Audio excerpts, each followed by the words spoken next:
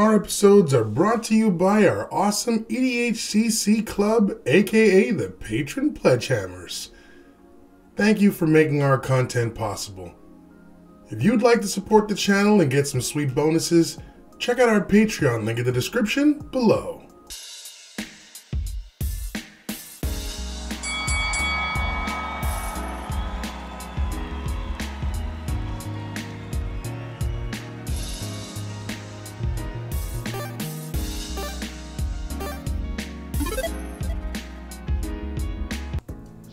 Welcome everyone to episode 207 of EDH Commander Challenge. I'm your host, BT. Before we get started with today's episode, just one quick thing I want to address. I want to say thanks to everybody who has given some feedback on last week's episode and letting me know that, while they enjoy the content, the glare is a little rough sometimes, and I do apologize for that. It's not something that you're necessarily able to control depending upon the card store you're in. And to be honest, this card store is a lovely little place that I go to. It's not too far away from where I live since I've moved. It's called Card Palace. Shout out to Card Palace. I used to go there a lot. I want to say maybe about 10, 12 years ago. And I'm happy to be back because the people there, the community there is mostly some really amazing people who, they don't care if they've only met you for the first time or people that you've been lifelong friends with. They'll be happy to sit you down and be like, hey man, you're looking for a game? Come sit down with us. And that's something that I've always loved about the Magic community in certain card stores where, they don't mind. They're just like, hey, we see you're by yourself. Do you mind getting a game with us? And for example, I'll ask them, hey, do you mind if I film your match? They're like, yeah, sure, no problem. So really, really, really nice community. And if you ever have a chance and you're in the Saint Laurent area, I would definitely recommend going to check out Card Palace. Really nice place.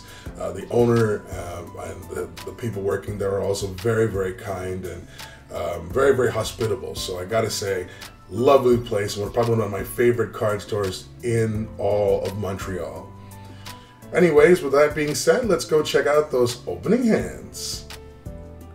First, in this corner, with an opening hand of a Plains, Castle Ardenvale, Oblivion Ring, Gavany Township, Reap and Sow, Cultivate, Green Sun Zenith, and his Selesnya style general Cadira, Caller of the Small. He is the host, yours truly, BT.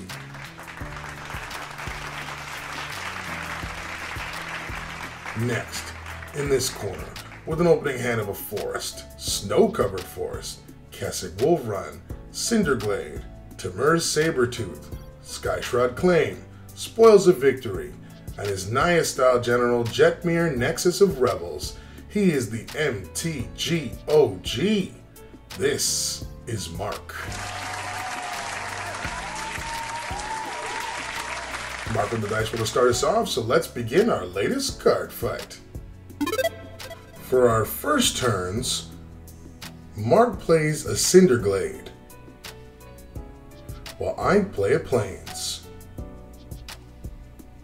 Mark plays a Forest, while I play Castle Ardenvale and cast Throne of the God Pharaoh.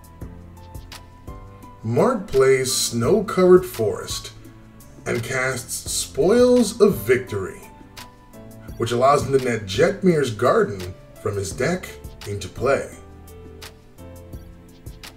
While I play a Forest and cast my general, Cadira. Mark plays Windswept Heath and casts Skyshroud Claim. This nets him Temple Garden and Stomping Ground from his deck into play tapped. He also sacks his Heath, paying 1 life, to net Sacred Foundry from his deck into play tapped as well. While for my turn, I play Gavany Township and cast Cultivate. This lets me net a Forest from my deck into play tapped and a Plains to my hand. Then I move into combat and attack with Cadira for 3 damage. As I pass my turn, Mark takes an extra damage via the throne. Mark plays Kessig Wolfrun and casts Prosperous Innkeeper. With its ETB, he gains a treasure token. Next, he casts his general, Jetmir. He also gains 1 life via his Innkeeper and passes. For my turn, I play a Plains and cast Gilded Lotus, followed by Oblivion Ring, which I use to exile Jetmir. Mark returns it to the command zone. Next, I cast Sensei's Divining Top and move into combat and attack with Cadira. Mark declares no blocks and takes 3 damage. Then I pass, to which Mark takes another damage via the throne. Mark starts his turn off by casting Avenger of Zendikar. With its ETB, he gains 8/0/1 plant tokens, and then gains 9 life total thanks to his Innkeeper. Then he plays a Forest, which places a +1/+1 counter on all of his plant tokens before passing. For my turn, I play Windswept Heath and sack it, paying 1 life, to net Savannah from my deck into play. Then I use my top to check my top 3 cards and rearrange them as I see fit. I then tap my top to draw a card and place it back on the top of my deck. Then I cast Day of Judgment to board wipe all creatures. Then I cast Anointed Procession and pass. For Mark's turn, he sees my procession and raises me a doubling season. While for my turn, I simply recast Cadira. Mark starts his next turn by casting Bloodbraid Elf. And with its Cascade, he gets Bess Soul Nourisher. Next, he recasts Jetmir, and he moves into combat and attacks with his elf. I declare no blocks and take 4 damage. Before he passes, I use my Castle's effect to make a 1/1 white human token, but I get 2 of them thanks to my Procession's effect. For my turn, I Miracle. Wish I could get Danny West to say that. He was the best at saying that word. Entreat the Angels, which I do for 8, and as a result, thanks to Anointed Procession, make 16 4/4 Flying Angel tokens, and pass. Mark is fearless for his turn, and simply moves into combat and attacks with everything. I use enough of my angels to defeat his team, but he doesn't mind, and in his second main phase, he casts Wrath of God to board wipe all creatures before passing.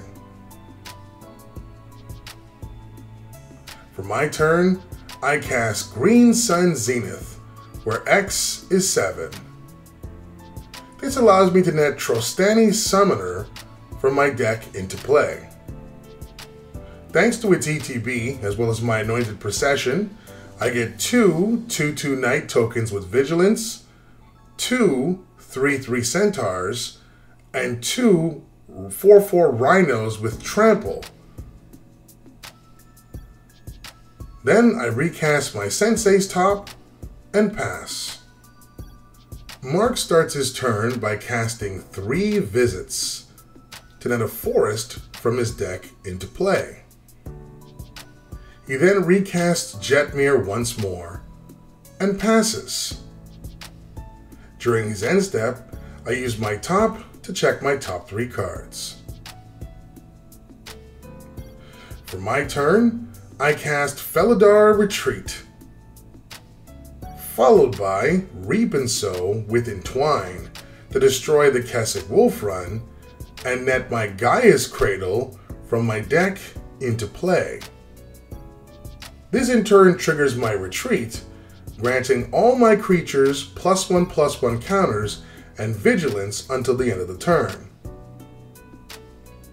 Then I move into combat and attack with my rhinos and centaurs. Again, Mark is completely unfazed for some reason and declares no blocks, taking 18 damage. During my second main phase, I check my top 3 cards again, thanks to my Sensei's top.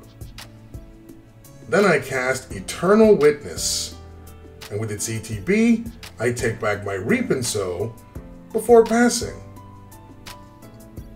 Mark asks how many blockers I have, with a face that tells me something like, "So you have chosen death." I get confused, right before he casts Jinnie Fay Jetmir's second, followed by Deep Forest Hermit. With its ETB, thanks to both Jinnie Fay and Doubling Season, Mark makes 8 2/2 cat tokens with haste. That doesn't sound that bad, until you remember Jetmir's effect grants those cats +3/+0, trample, and double strike. Then one combat phase later, Mark changes his name to Darkside and grants me a swift, quick death. Wow.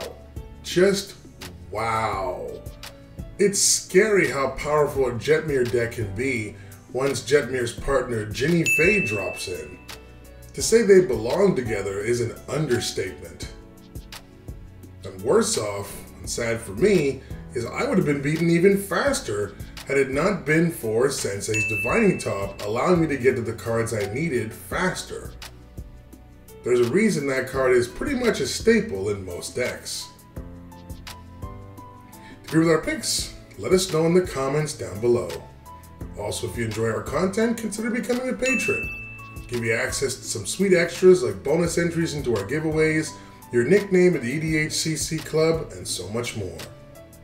Also, we're still trying to reach 2,000 subscribers, so please smash the like and subscribe buttons. It helps out a lot. Well, until next time, thank you so much for watching. It means a lot to me. Stay warm, stay safe, and keep on card gaming. Love you all, and cheers.